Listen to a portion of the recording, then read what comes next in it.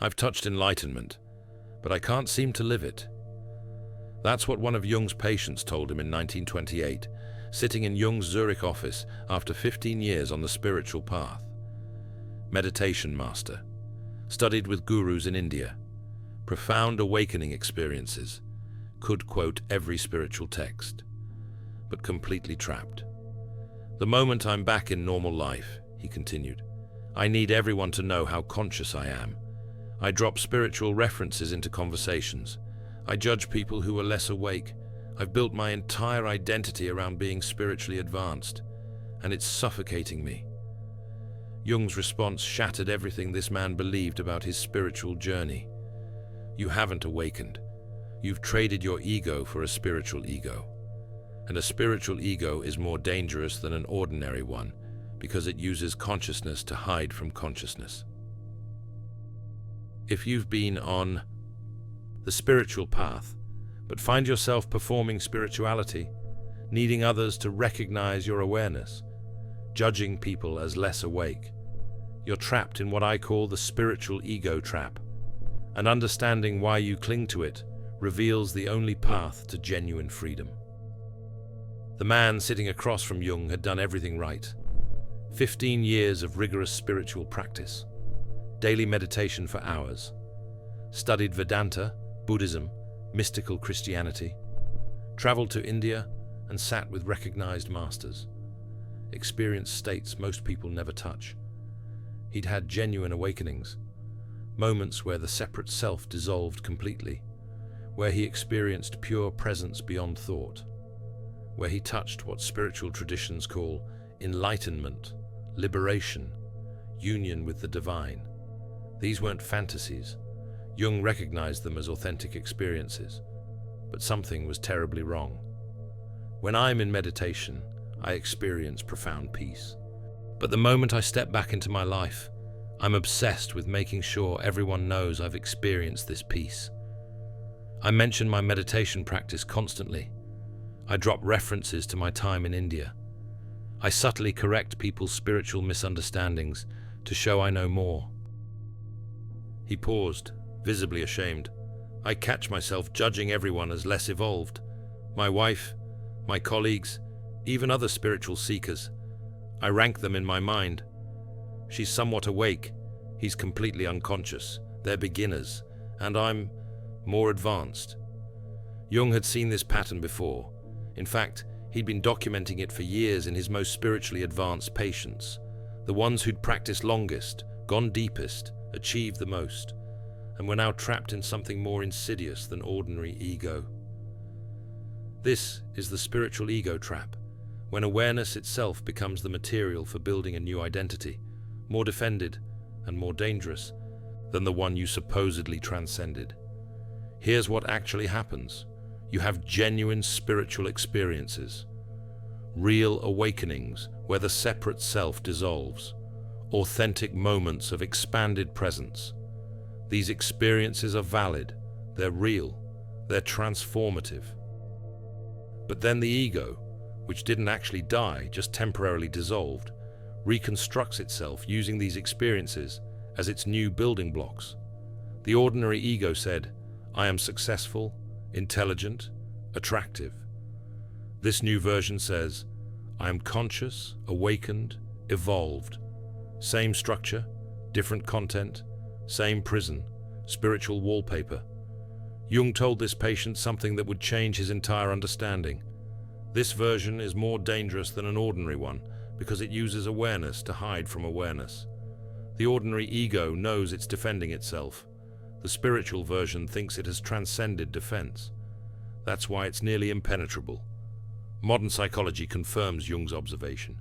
Dr. John Wellwood, who studied spiritual development for decades, coined the term spiritual bypassing, using spiritual ideas and practices to avoid dealing with unresolved psychological issues.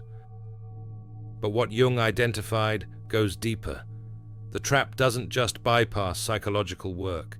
It weaponizes awareness itself. It takes your real insights and turns them into superiority. It takes your genuine experiences and performs them for recognition. It takes your authentic transformation and builds a new prison out of it. Research on identity formation by Dr. Tara Brach shows that the self-concept is incredibly adaptable. When one identity is threatened, the psyche simply constructs a new one from available material.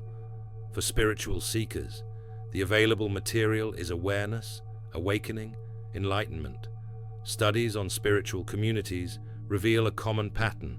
The longer people practice, the more subtle their ego defenses become. They're no longer defending their social status or professional success. They're defending their level of awareness, their depth of transformation, their spiritual evolution. The man in Jung's office had developed what researchers now call spiritual materialism, treating awareness like a possession, awakening like an achievement, enlightenment like a trophy. Jung watched him carefully. "Why did you come to me?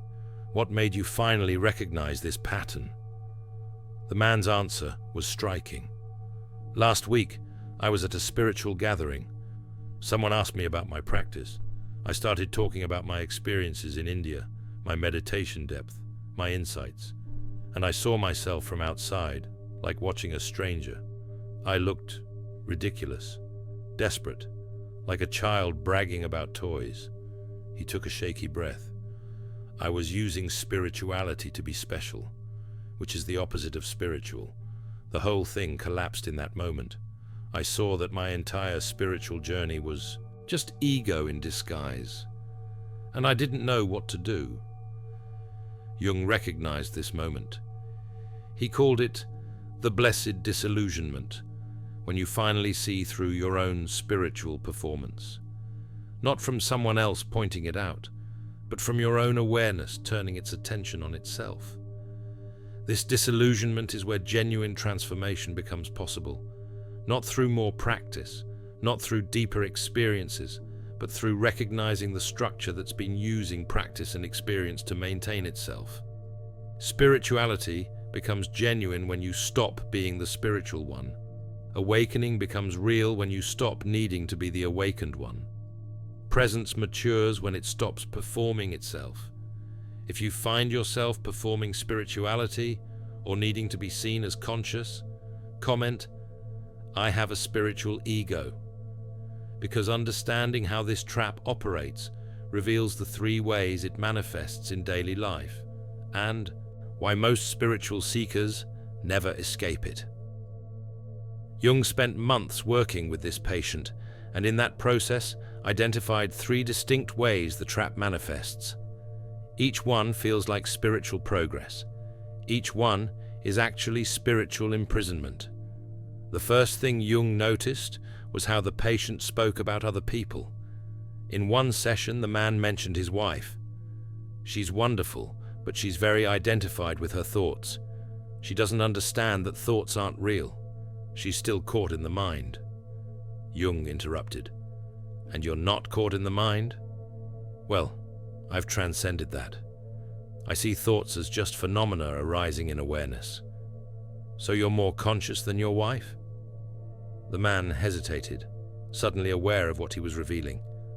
I guess I think I am. Yes." The subtle superiority disguised as objective observation. The pattern constantly ranks levels of awareness. It divides the world into the awake and the asleep, the conscious and the unconscious, the evolved and the primitive, and it always places itself higher on the hierarchy. It's not loud about it. It doesn't announce, "I'm better than you." Instead, it observes, "They're still identified with ego," or "He hasn't done the work yet," or "She's at an earlier stage of development." The language sounds neutral, even compassionate, but underneath is comparison, judgment, separation, the very things genuine awakening dissolves. In session, Jung confronted him. True awareness doesn't rank levels. The moment you think you're more conscious than someone else, you've fallen back into ego. This trap just does it with spiritual vocabulary. The Buddha encountered this pattern 2,500 years ago. After his enlightenment, some monks developed what Buddhist texts call the pride of attainment, spiritual arrogance disguised as wisdom. The Buddha taught this pride is one of the last fetters to dissolve before liberation, not one of the first, one of the last, because it's so subtle, so justified, so seemingly accurate. But it's still separation. Still the ego saying, I am this, others are not. Research on spiritual narcissism shows that spiritual groups often develop strong us-them distinctions. The awakened versus the sleeping, the conscious versus the unconscious, the initiated versus the outsiders. The patient began recognizing this pattern everywhere, how he felt a small surge of superiority when someone revealed they didn't meditate, how he internally rolled his eyes at people caught in mundane concerns, how he positioned himself as the wise one in conversations, subtly teaching from a place of knowing more. I thought this was just seeing clearly. I thought I was accurately perceiving different levels of awareness. And what you're seeing now, I'm seeing that I need them to be less conscious so I can be more conscious. I'm using their unconsciousness to build my spiritual identity. The pattern creates hierarchies where it always occupies the higher position, which makes every encounter an opportunity to confirm its superiority. But the subtle superiority is just the foundation. The second manifestation is where the trap becomes suffocating. By the third month of working with Jung, the patient made a disturbing discovery. I can't have a spiritual experience anymore without immediately thinking about who I would tell. He sat forward, frustrated. I'll be meditating and I'll have an insight, a genuine moment of clarity. But before the insight even completes itself, my mind is already drafting how I'll share it, what words I'll use, how profound it will sound, who will be impressed. Week after week, he described the same pattern. A moment of presence interrupted by mental rehearsal of the performance. A flash of recognition, immediately followed by planning the announcement.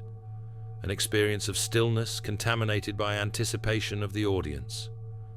I can't even have a private moment anymore. Everything is performed for an imaginary audience. The compulsive performance of awakening. The trap can't simply be present. It must be seen as present. It can't just have insights. It must share them. It can't rest in awareness. It must demonstrate awareness. Every spiritual experience becomes material for the performance. You meditate, then mention you meditated. You have synchronicities, then post about synchronicities. You experience presence, then photograph yourself being present. The experience itself becomes secondary to the performance of the experience. One woman Jung worked with told him, I realized I never read spiritual books for myself anymore. I read them so I can reference them in conversations. My entire spiritual life has become preparation for performing spirituality. Another patient. I noticed I meditate longer when I know I'll see my spiritual friends that week. The practice itself has become a way to have something to report. I sat for 3 hours yesterday. It's all performance. Studies show this pattern has intensified in the digital age. People share spiritual insights, not to illuminate, but to be seen as illuminated. They post meditation poses, not to inspire, but to be recognized as spiritual. But Jung observed this decades before social media. The trap doesn't need Instagram. It will find any mirror available. Friends, teachers, communities, even Jung himself. The patient admitted, sometimes I come to these sessions and I'm not really here to get help. I'm here to demonstrate how psychologically sophisticated I am, to show you how deeply I understand myself. The therapy itself has become another performance. He described his exhaustion. I'm tired of curating my spiritual image, of dropping references to my practices, of positioning myself as the conscious one, of managing everyone's perception of my transformation. He paused. But if I stop performing, who am I? Without the spiritual identity, what's left? That's the question that leads to genuine awakening. The trap requires constant maintenance through performance. which makes authentic presence impossible because you're always monitoring how presence looks to others. But even the performance isn't the deepest layer. The third manifestation reveals why the trap is so difficult to release. I'm planning another trip to India. In their 6th month together, the patient said this casually, as if mentioning a vacation. Jung asked, "Why?" "Because I want to learn from a teacher there, someone who's supposedly reached very high states." "Or because you want to have studied with him?" Silence. Then quietly, "I want to collect him, like I've collected all my other spiritual experiences. Another credential, another proof that I'm serious, dedicated, advanced." Spiritual materialism, treating awakening experiences like possessions, awareness like achievements, enlightenment like a resume. The trap doesn't just want to be present, it wants to accumulate proof of presence, experiences with famous teachers, rare practices, profound states, mystical experiences. Each one becomes a trophy, evidence of spiritual advancement. "I have a mental list," he admitted. "Experiences I've had, states I've reached, teachers I've studied with, texts I've mastered, and I'm always comparing my list to others' lists, always trying to have more, go deeper, reach higher." Jung recognized this as what Chogyam Trungpa would later call spiritual materialism, the ego's tendency to appropriate spiritual practice for its own purposes. Studies show that Western seekers particularly struggle with this. We're trained to achieve, accumulate, advance. When we come to spirituality, we bring the same framework: spiritual attainment, consciousness achievement, awakening accumulation. Research on meditation practitioners reveals a common pattern. People start meditating to dissolve the ego, but end up strengthening it by using meditation as an achievement metric. "I meditate 2 hours daily" becomes another way to feel superior. The patient described his experience. "Every retreat I attend, every book I read, every insight I have, I'm unconsciously adding it to my spiritual CV, as if enlightenment is something you can earn through accumulated experiences." Jung told him, "The one who seeks enlightenment will never find it, because seeking itself presumes enlightenment is somewhere else, something to acquire. This trap loves seeking, because seeking never ends. There's always another experience to have, another teacher to meet, another state to reach." The patient suddenly understood. "I don't want to awaken. I want to be the one who's awakening. I don't want enlightenment. I want the identity of someone pursuing enlightenment, because that makes me special." There it was, the core, using spirituality to be special. Jung observed that genuine transformation involves exactly the opposite movement, releasing the need to be special, to be different, to be more evolved. The trap uses awareness to elevate itself. Genuine presence dissolves the self that needs elevation. The trap collects experiences because it believes more experiences equal more awareness, which makes every spiritual practice another opportunity to strengthen the very illusion it claims to transcend. If you recognize these 3 manifestations, comment, "I've been collecting consciousness," because recognizing the trap is just the beginning. Jung discovered that releasing it requires something counterintuitive, something that feels like spiritual failure, but is actually the doorway to genuine freedom. In their 7th month of work together, Jung gave the patient an instruction that seemed to contradict everything he'd learned on the spiritual path. "For the next month, I want you to practice being spiritually invisible." The patient was confused. "What does that mean?" "It means when someone asks about your spiritual practice, you say, 'I don't really have one.' When you have an insight, you don't share it. When someone makes a spiritually unconscious comment, you don't correct them. You let everyone think you're completely ordinary, no spiritual identity whatsoever." The patient looked horrified. "But that feels like lying. I do have a practice. I do have insights. Jung smiled. I'm not asking you to stop practicing or having insights. I'm asking you to stop performing them. Stop using them to construct an identity. Can you be spiritual without anyone knowing you're spiritual? The release technique, not transcending the trap through more spiritual practice, but catching it in action and letting it be seen without defending it. The technique has 3 elements. Each element contradicts what the trap wants to do. Jung taught the patient to develop what he called the observing consciousness, the part of awareness that can watch the trap in action without judging it or stopping it. The practice was simple but devastating. Notice every time you're about to perform spirituality. About to mention your meditation practice? Notice. About to share your insight? Notice. About to correct someone's understanding? Notice. About to reference your time with teachers? Notice. About to signal your level of awareness? Notice. Just notice. Don't stop yourself. Don't judge yourself. Just see it happening. The patient practiced for a week and came back shaken. I'm performing constantly. Almost every sentence I speak has a spiritual performance embedded in it. I had no idea how pervasive this is.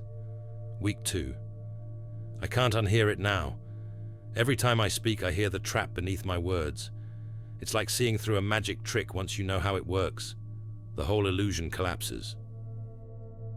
Research on metacognition shows that awareness of mental patterns begins to automatically disrupt those patterns. When you can observe the trap, performing, the performance starts to feel false, even as you're doing it. Studies reveal that the self-concept requires unconscious maintenance. The moment you become conscious of how you're constructing identity, the construction loses its power. I was at a dinner party, the patient said. Someone asked what I do for self-care. 6 months ago, I would have said, I have a deep meditation practice with this subtle pride. Last week, I watched myself about to say exactly that. I saw the trap reaching for validation, and I just couldn't do it. The words died in my mouth. What did you say instead? I said, I don't know. I try to get enough sleep, I guess. And it felt more honest than anything I've said in years. Jung's second element was more difficult. Let yourself be seen as spiritually ordinary, without correcting the perception. When someone assumes you're unconscious, don't defend yourself.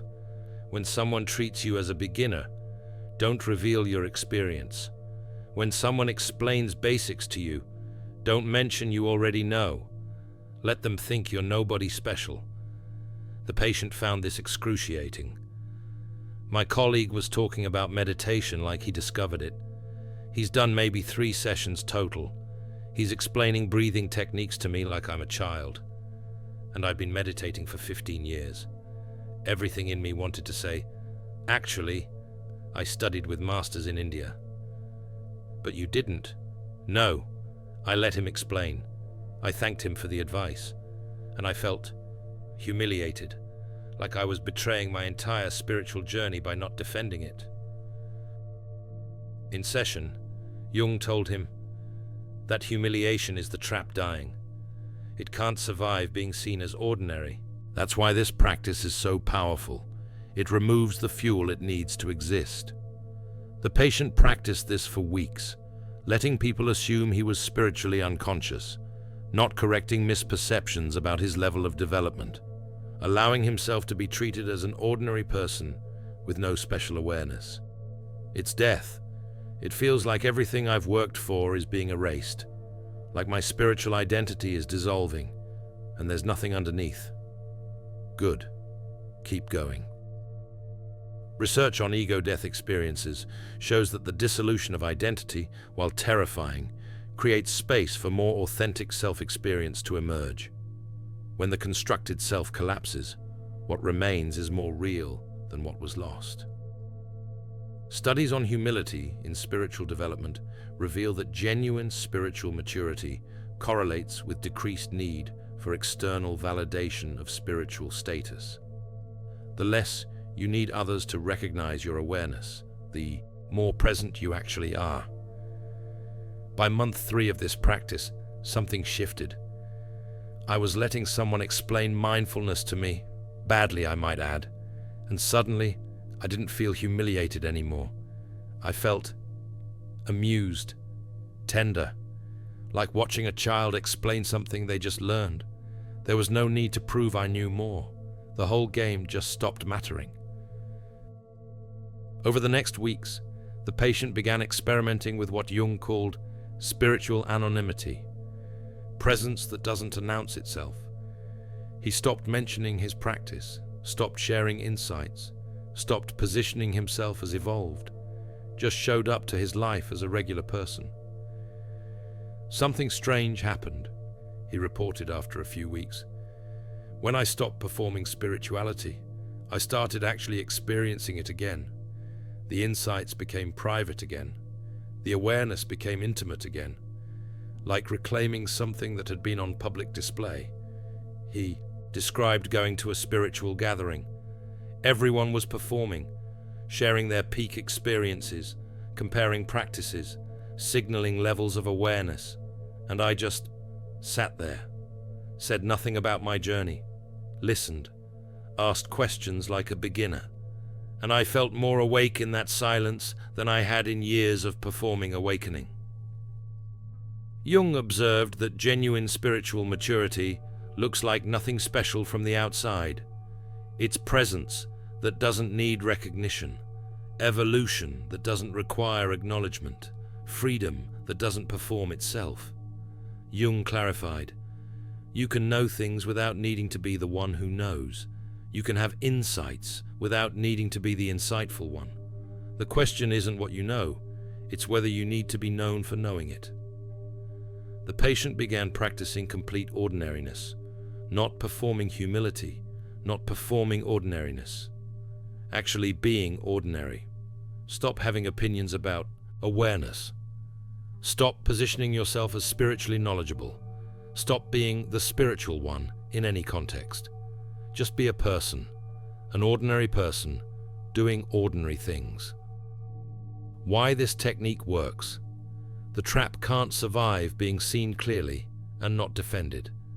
When you catch it performing and choose not to perform, when you allow the humiliation of being seen as ordinary, when you practice being nobody special, the fuel runs out. The pattern dies not from attack, but from withdrawal of energy. You stop feeding it attention, defense, performance, and it simply dissolves. If you're ready to practice spiritual anonymity, comment, I'm becoming nobody. Because when the trap finally releases, something remarkable happens. A cascade of other releases that Jung observed transforms everything. 9 months into working with Jung, the patient sat down for his session with a strange look on his face. Something's happening. The trap. I've been practicing the techniques, and it's starting to collapse. But other things are collapsing with it. Things I didn't expect. Jung leaned forward. Tell me. I saw it all clearly. 15 years of spiritual practice, and maybe 10% was genuine seeking. The other 90% was building a spiritual identity, using awareness as a new ego, performing transformation for recognition. He looked at Jung with tears in his eyes. I've been a fraud.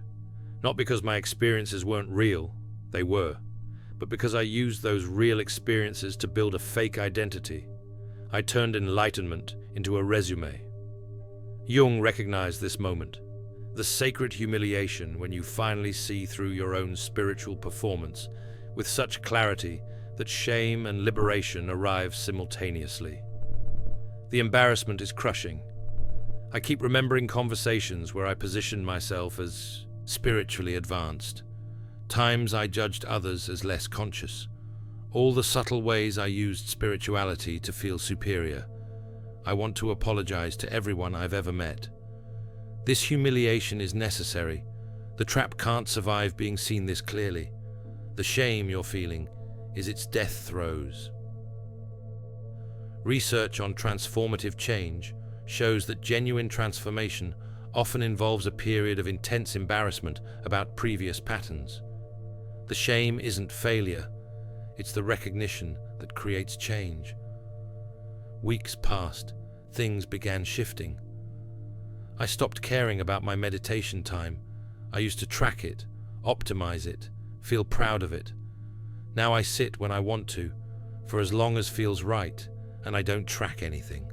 The whole achievement framework just dropped away. This was the first automatic release. Approval seeking dissolved.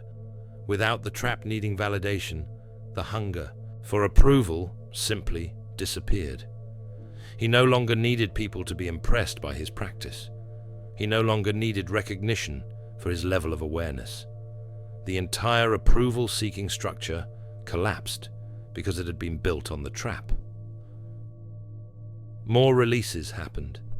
The need to be special evaporated. I realized I'm just a person, not a special person, not an evolved person, just a person having experiences like everyone else, and that's enough. At dinner with friends, someone assumed he knew nothing about meditation.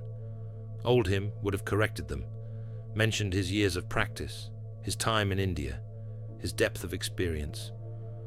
New him just smiled and asked questions. The need to be seen as special had simply dissolved. The performance of happiness ended. I stopped forcing spiritual serenity.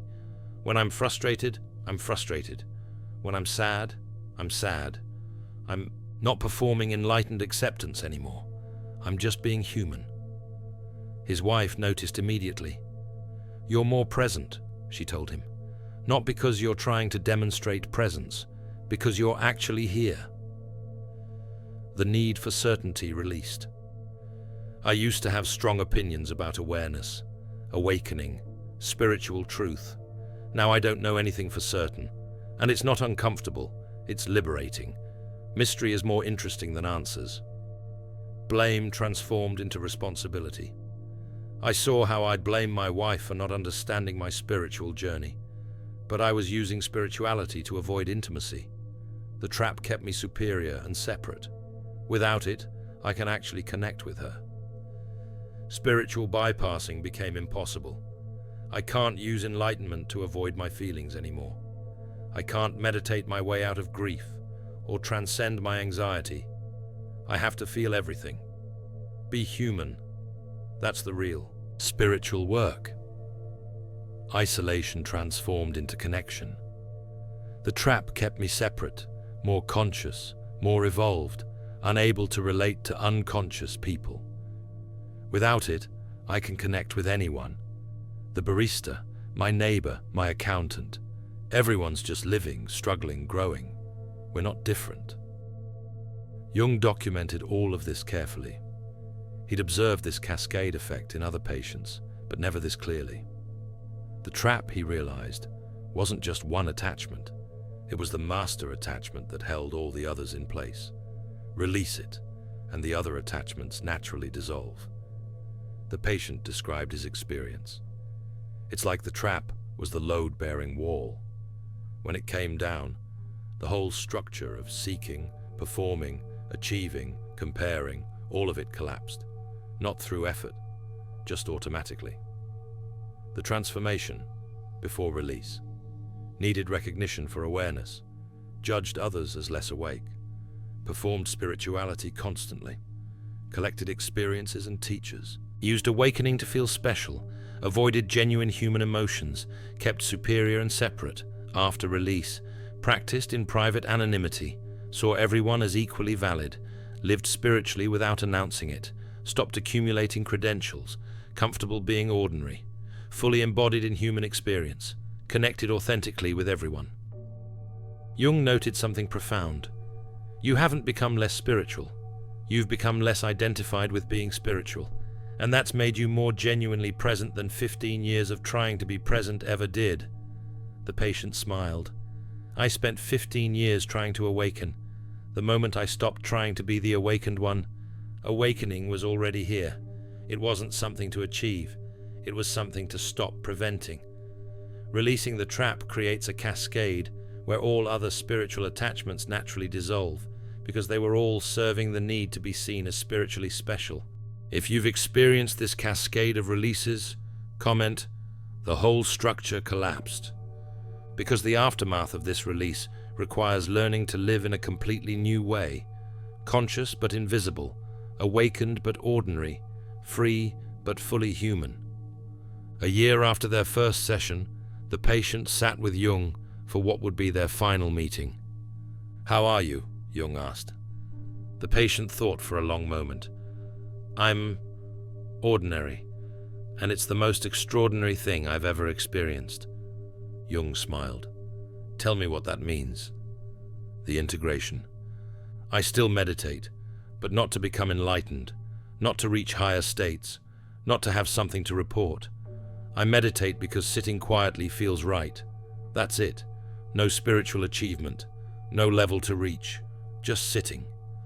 He continued, "I still have insights, moments of clarity, experiences of expanded awareness, but I don't collect them anymore. I don't photograph them. I don't tell anyone. They're just private moments, intimate, like they're supposed to be. Spiritual maturity, presence that no longer needs to announce itself." His relationships transformed. "My wife says I'm more present now than I've been in 15 years. Not because I'm more enlightened, because I'm more human. I'm not performing spiritual presence. I'm just here, with her, actually listening instead of internally positioning myself as the conscious listener." His work changed. "I don't talk about awareness at the office. I don't drop spiritual references. I don't signal my evolution. I'm just a guy doing his job. And somehow, that feels more awake than when I was trying to bring spirituality to everything." Practice 1. Spiritual anonymity. When people ask what I do for self-care, I say, I try to get enough sleep. When someone explains meditation basics to me, I thank them like it's new information. When spiritual topics come up, I listen more than I speak. Live your spiritual life privately. Don't announce your practices. Don't share your insights unless directly asked. Don't reference your level of awareness. Let your spirituality be completely invisible to others. This isn't false humility or lying. It's simply letting go of the need to be known as spiritual. Your practice is real. Your insights are valid. You just don't need anyone to know about them. Practice 2. Embracing your unconsciousness. I lost my temper at my kid last week. Old me would have spiritually bypassed it. I witnessed the anger arising without identifying with it. New me just told my kid, "I'm sorry. I got angry and yelled. That wasn't okay. No spiritual performance. Just human responsibility. Stop defending your level of awareness. When you're reactive, admit it. When you're petty, own it. When you're ego-driven, acknowledge it. Be honest about your very human, very imperfect, very unconscious moments." Studies on authenticity and spiritual development show that genuine maturity includes acknowledging ongoing unconsciousness, not pretending it doesn't exist. Living the integration. Over the following months, his life transformed in quiet ways. He made coffee in the morning, felt the warmth of the cup, heard birds outside. Nothing special happened, no peak experience, no insight to share, and it was perfect, complete. That's awakening. Not the dramatic experiences he used to collect, but the ordinary presence he used to dismiss. He let his colleague explain meditation basics to him without revealing his 15 years of practice. His brother asked for advice and he said, "I don't know, man. What do you think?" Instead of being the spiritual authority, he trusted others to find their own way. He watched his daughter struggle with homework without intervening. "That sounds frustrating. What do you think you should try?" She developed problem-solving skills his rescuing had prevented. Research on mindfulness in daily life shows that awareness embedded in ordinary activities is more transformative than dramatic peak experiences that remain isolated from normal life. The final understanding. In their last session, The patient articulated what he'd learned. For 15 years, I tried to become enlightened. I practiced, studied, traveled, sought, and I did have genuine experiences, real awakenings, but I was using those experiences to build an identity, the awakened one, the conscious one, the spiritually advanced one. He looked at Jung. The trap is the last and most dangerous obstacle on the path. It takes your genuine awakening experiences and turns them into identity. It takes your real insights and weaponizes them for superiority. It takes your authentic presence and performs it for recognition. Jung nodded. And now I understand that awakening isn't something I achieve. It's something I stop preventing. The trap was the prevention. It was using awareness to hide from awareness. Every practice, every insight, every experience, I was feeding them to the trap, which used them to maintain the illusion that I was someone special, someone evolved, someone separate. The patient paused, gathering his final insight. Genuine transformation looks like nothing special from the outside. It's presence that doesn't announce itself, evolution that doesn't need recognition, freedom that doesn't perform. I spent 15 years trying to be extraordinary. The moment I became comfortable being ordinary, everything extraordinary was already here. Jung smiled. You've discovered what the mystics have always taught, but the trap cannot hear.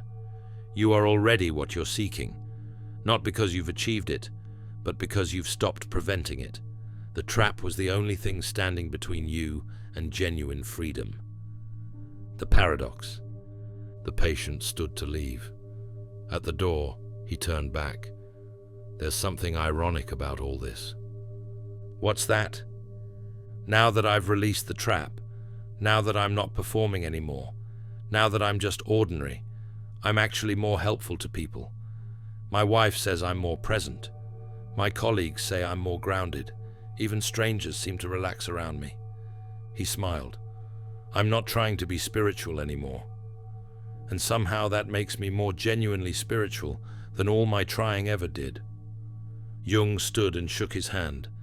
That's because genuine spirituality isn't about being special. It's about being real, not about transcending your humanity, but fully embodying it.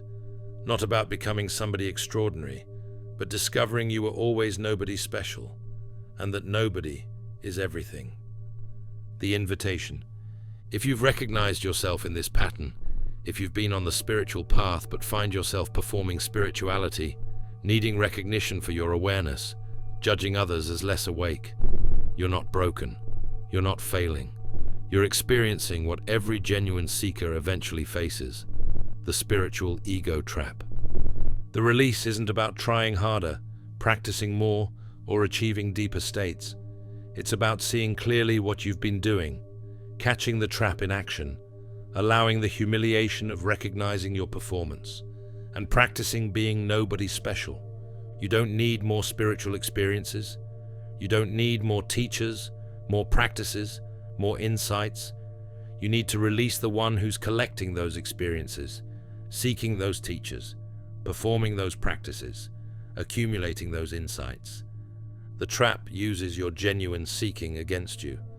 It takes your authentic longing for truth and turns it into a project of becoming special. The release happens when you finally see this clearly, not as a concept, but as a lived recognition that makes the whole game impossible to continue. Jung discovered that this is the master attachment. Release it, and everything else releases naturally.